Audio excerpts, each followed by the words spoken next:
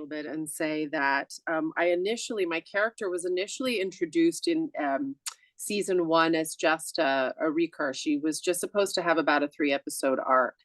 And she was just being introduced as the trauma surgeon because there was a mass casualty episode back in season one. And so they were just introing this character for those purposes. And then they just kind of kept bringing her back and writing me in. And so when you ask me, did I see this lasting this long? I absolutely didn't. When I came in to do the role back in season one, I had no idea that I would be here for the long haul. And it has been my honor and privilege to have been on the show for all 7 seasons. And then when I did get picked up to become a part of the cast more permanently, of course, that was our hope. But, this day and age with everything coming and going so quickly, we just, every season at the end of the season, we sort of had this fingers crossed mentality, like, please let us get to the next season. So the fact that we got to 7, it just feels like the unicorn. And we're all really grateful that we could do this. And it's just been a wild ride. Yeah, and you mentioned there about starting off as a recurring character then before becoming a permanent member of the cast. And are you sort of amazed what the writers have been able to do for you over the 7 seasons in terms of storylines and creative new sort of directions for Audrey Lim? Has she been on her own roller coaster herself in terms of what we've seen her go through the 7 seasons? Is it almost like she's gone 360 in terms of a clockwise or an anti-clockwise direction? I'm hearing 2 questions in there. So I'll say, first of all, to answer the first bit, like, yes, I think they did a great job bringing Audrey some really fun things to do. I mean, she got to ride a motorcycle and then had a big motorcycle accident and had to sort of shift gears there. And then I was stabbed and then, went through a surgery that put me in a wheelchair. So that was also an interesting time for my character, as well as me as an actor, and dealing with PTSD, so they definitely gave my character some things to play with. So yes, to that question. And then does she come 360? Sort of, but then also, I don't want to give anything away for the end, but 360 and then some. Okay, 360 and then some. And obviously, Freddie Highmore, terrific actor in his own right. And I suppose in terms of what he had to portray during this 7 seasons, to do the whole delicate issue of autism and to portray that in a really sort of poignant manner, but obviously not one that is sort of insulting or demeaning to a large majority of society who has autism and that sort of syndrome as well, and to show that in a real professional sense. He's really, in terms of that, he's really sort of showed his real arc and his own body of work as an actor throughout these 7 seasons. Mm-hmm. Yes, he has. I think Freddie did a wonderful job. And, he has said this before. And of course, our showrunners have described it this way as well.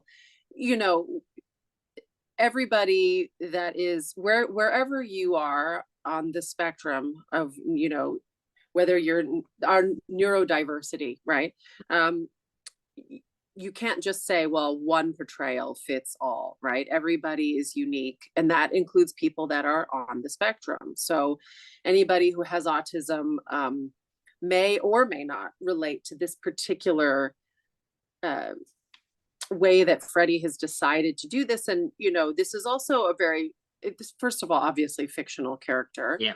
And this character is also specifically has autism, but also is a savant, which is not always a pairing that you get when someone is diagnosed as being autistic. And so, there is some creative license there, understanding that this is a fictional character, but also to say that everybody that we meet that is in the world is unique. You can't say that this one person can represent all, right? And so I agree, he did a great job. Uh, with this character. I suppose you're dealing with a hospital, you're dealing with a trauma hospital, surgery, and sort of delicate sort of issues. And in terms of recurring sort of storylines and sort of one-off episodes, is there really been a mix throughout the seasons in terms of, or each episode, has there always been an underlying arc that sort of continues throughout the sort of season in terms of that? Or is there a good lot of what we call standalone episodes? We do have some standalone episodes, but they all sort of do in terms of what the medical stories are, you know, so they're sort of both. I'd say the one sort of ongoing thread that you can follow throughout a season and all seasons is Sean Murphy's story and his arc and his story, his journey, his growth. And yes, we are other characters that have our own moments, but for the most part, that's the thread that sort of ties us all together, is Dr. Sean Murphy. And then each episode is a standalone in terms of the medical cases. You know, if two patients come in and we deal with, two separate patients, and we have two different sort of medical storylines. And so we just sort of follow that, and those usually come to an end and are wrapped up by the end of the episode. Yeah. And Christina, what's it like in terms of shooting an episode on set of a Good Doctor, in terms of a turnaround, in terms of maybe, or do you do standalone shooting for each episode? Do you do block shooting further ahead, or is it each episode, are we talking maybe 6 to 7 day turnaround in terms of from the table reads until the final sort of wrap is called? Yeah, so the way that it works for our show is each episode is a 9-day episode. And the 9th day of one episode is overlapped by the first day of the other one. And those are called our double up days. So that's the general overall view of how we shoot. And sometimes we block shoot. We don't do that very often. We tend to focus on the one episode that we're in. And then we do table reads generally about a week before the episode that we're going to before we shoot it. Yeah. And so Christina, while we're shooting episode 1, we're reading, episode 2 and prepping for that as well. Yeah. And Christina, what was it like working with the renowned, talented actor Hill Harper? Obviously, we know him from his CSI sort of days in terms of detective sort of shows.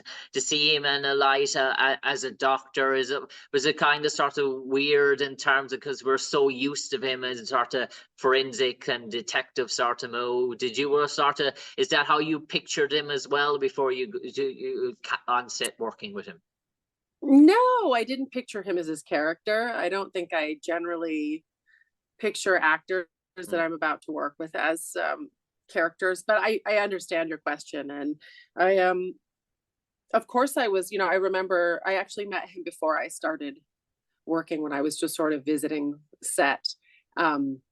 And yeah, I was just sort of, it was nice to meet him, and he was lovely and friendly and welcoming and professional. So it was great. It was really nice. Everybody, I can say that about everybody that worked on the show. Every one of the cast was easy and professional and warm. And I hope that all the other actors that came on to work with us felt that same ease and welcoming spirit. I suppose it's bittersweet when a project comes to the end. That's something that you've devoted a few years of your life to, in terms of working and building bonds and sort of relationships. But you think maybe that the timing is good now for the Good Doctor in terms of season 7, in terms of, I suppose no show can last forever. The time will come for every sort of show. But do you feel maybe that this season has the storylines, the punchlines, the drama for it to go out and as on a high, dare I say? What, it's you're right. It is bittersweet. It's been a life change